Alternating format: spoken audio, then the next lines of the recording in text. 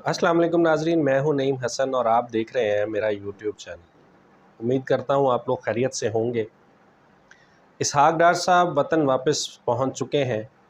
आज उन्होंने सेनेटर का हल्फ भी उठा लिया और अब वो पाकिस्तान के वज़ीर ख़जाना का कलमदान संभालने जा रहे हैं।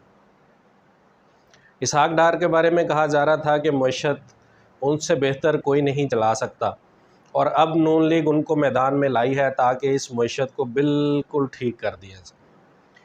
दूसरे लफ्ज़ों में कहा जाए तो मईशत वाले बाबा जी अब आगे हैं। वो ऐसा मुआशी दम करेंगे कि इंशाअल्लाह चंद दिनों में पाकिस्तान की मईशत बिल्कुल अपने पैरों पर खड़ी हो जाए। इस मईशत को लाहक तमाम बीमारियां दूर हो जाएंगी और यक ब यक ये मईशत अपने पैरों पर चलने लगेगी। मईशत वाले बाबा जी के दम में इतनी तासीर है कि डॉलर भी खुद ब खुद ही नीचे आ जाता है और पाकिस्तान की मईशत भी दिनों में बिल्कुल ठीक हो जाएगी। मईशत वाले बाबा जी डॉलर को कंट्रोल करना भी जानते हैं, तो उम्मीद की जा रही है कि आने वाले दिनों में न सिर्फ ये कि डॉलर की कीमत नहीं बढ़ेगी, बल्कि डॉलर की कीमत को नीचे लाने का फार्मूला भी जारी कर दिया जाएगा। बाबा जी इतने पुरतासीर हैं कि जैसे ही उनका पहला दम होगा, डॉलर की कीमत मार्केट में उसी दिन से कम होना शुरू हो जाएगी और मईशत पर उसके बहुत अच्छे असरात उसी दिन से नज़र आने लगेंगे। आज से चंद रोज़ पहले अपने एक वीलॉग में मैंने आपको बताया था कि आने वाले दिनों में नून लीग का क्या प्लान है, और आप यकीन करें कि बिल्कुल उस प्लान के मुताबिक ही सारा कुछ हो रहा है। उस वीलॉग में मैंने आपको बताया था कि अभी महंगाई को मज़ीद बढ़ाया जाएगा और मसनूई तौर पर तमाम चीज़ों के रेट बुलंद किए जाएंगे, और आने वाले दिनों में जब नवाज शरीफ साहब की वापसी होगी और इसहाक डार साहब वतन वापस आएंगे, तो आते ही डॉलर की कीमत भी नीचे लाई जाएगी और महंगाई को खातिर खा कम किया जाएगा, जिससे अवाम में इन लोगों का बोलबाला होगा और लोगों को लगेगा कि नवाज शरीफ ने आते ही लोगों को बहुत ज़्यादा रिलीफ दे दिया है। अब उस रिलीफ की कहानी कल से शुरू हो जाएगी। कल से आप लोग देखेंगे कि आपको मार्केट्स में एसी, डीसी और कमिश्नर्स बहुत ज़्यादा मुतहरिक नज़र आएंगे। प्राइस कंट्रोल कमेटियां भी सरगर्म हो जाएंगी और मार्केट में हर तरफ चहल पहल होगी इन लोगों की, और डरा धमका के लोगों को रेट लिस्ट के मुताबिक चीज़ें बेचने पर मजबूर किया जाएगा। यही नहीं बल्कि रेट को कम करने के लिए भी सर तोड़ कोशिश की जाएगी। डॉलर का रेट इस वक्त 230, 35, 40 रुपये चल रहा है। अब अगले 10-15 दिनों में ये डॉलर का रेट 200 रुपये से नीचे आ जाएगा। ये फार्मूला वो लंदन से लेके आए हैं और इस फार्मूले पर कल से ही अमल दरामद शुरू कर दिया जाएगा। लेकिन इस फार्मूले पर अमल दरामद होने के साथ साथ जो इस वक्त नून लीग के लिए सबसे बड़ी परेशानी बनी हुई है, वो है ऑडियो लीक्स का मसला। ऑडियो लीक्स इस वक्त नून लीग के लिए दर्द सर बनी हुई है, क्योंकि ऑडियो लीक्स में जो कुछ सामने आ रहा है वो इंतहाई मुज़हका ख़ेज़ है, और अभी वो कुछ सामने नहीं आया जो इंतहाई ख़तरनाक है। आज एक सियासी तज्ज़ियाकार से बात हो रही थी, तो उन्होंने अपनी गुफ्तगू के दौरान एक बहुत बड़ा इंकशाफ किया। उन्होंने जो बात की है वो इंतहाई ख़तरनाक थी, और उस बात को सामने रखते हुए मैं भी कुछ देर के लिए सोचने पर मजबूर हो गया कि अगर वाकई ही ऐसा कुछ हुआ तो उसके बाद क्या होगा। उन्होंने ये खदशात ज़ाहिर किए कि अगर नून लीग की मज़ीद ऑडियोज़ लीक हुई और उसमें से कोई ऑडियो ऐसी निकली जिसमें इमरान ख़ान के कत्ल की मनसूबाबंदी की जा रही थी, तो फिर क्या होगा। फिर नून लीग को लेने के देने पड़ जाएंगे। ऐसी सूरत हाल इंतहाई ख़तरनाक होगी, क्योंकि इमरान ख़ान इस वक्त पाकिस्तान के मकबूल तरीन लीडर हैं और उनके फॉलोअर्स की तादाद कम व बेश 5 से 7 करोड़ है। ऐसी सूरत में अगर 5 से 7 करोड़ लोगों को ये पता चला कि नून लीग वज़ीर आज़म हाउस में बैठकर इमरान ख़ान को कत्ल करने का मंसूबा बनाती रही है, तो फिर आप सोच भी नहीं सकते कि नून लीग वालों के साथ क्या कुछ हो सकता है। उनकी ये बात सुन के मैं एकदम हक्का बक्का रह गया और मेरे रोंगटे खड़े हो गए। यकीन करें, मैं ख़ुद इस बात को सोचने पर मजबूर हो गया कि अगर वाकई ही ऐसा कुछ हुआ تو پھر صورتحال کتنی خطرناک ہوگی۔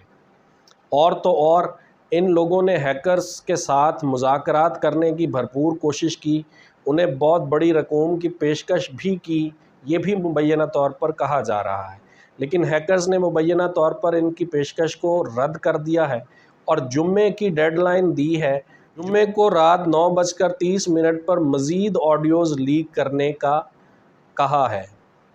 اب آنے والے 2 دنوں میں کیا ہوگا یہ کہنا تو قبل از وقت ہے، لیکن ابھی سے یہ بات سوچ کر میرے چھٹی حص کام کرنا چھوڑ رہی ہے۔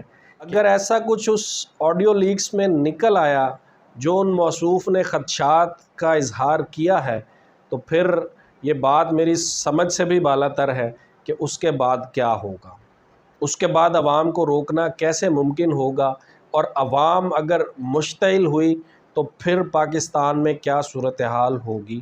یہ بات سوچ کر بھی میرے رونگٹے کھڑے ہو رہے ہیں، کیونکہ میں نے ایک مرتبہ اپنی زندگی میں سڑکوں پہ عوام کو مشتعل ہوتے ہوئے دیکھا ہے۔ جس دن بے نظیر بھٹو کا قتل ہوا، اس روز میں نے لاہور کی سڑکوں پر عوام کو مشتعل ہوتے ہوئے دیکھا ہے، اور یقین کریں جب عوام مشتعل ہوتی ہے تو اس وقت اس عوام کو کنٹرول کرنا کسی کے بس میں نہیں ہوتا۔ خیر، ابھی جو بات اسحاق ڈار کے حوالے سے ہو رہی تھی کہ اسحاق ڈار صاحب وطن تشریف لے آئے ہیں، اور میں حیران ہوں اس نظام پر کہ وہ مفرور اشتہاری جو 4 سال سے عدالتوں کو مطلوب تھا، وہ کس شان سے وطن واپس لوٹا ہے۔ پاکستان ایئر فورس کا جہاز اسے لے کر وطن واپس پہنچا، آتے ہی اسے پولیس کی بھاری نفری لے کر گھر تک پہنچی۔ اگلے دن موصوف نے سینیٹر کا حلف اٹھایا اور کل سے وہ وزارت خزانہ کا قلم دان سنبھالیں گے۔ بڑے دکھ کے ساتھ یہ بات کہنا پڑ رہی ہے کہ ہماری عدالتیں ابھی 24 گھنٹے کام کرتی ہیں، 24 گھنٹے کام کرنے کے بعد بھی ہمارے یہ حالات ہیں، اور میں سوچتا ہوں کہ اگر یہ عدالتیں صرف 8 گھنٹے کام کر رہی ہوتی تو تب ہماری کیا صورتحال ہوتی۔ یہ سوچ کر بھی دکھ ہوتا ہے کہ ہم جس ملک میں رہ رہے ہیں اس کا نظام کس قدر بوسیدہ کر دیا گیا۔ جن لوگوں نے اس نظام کو ٹھیک کرنا ہے ان لوگوں کو اس نظام کی خرابی بالکل نظر نہیں آ رہی۔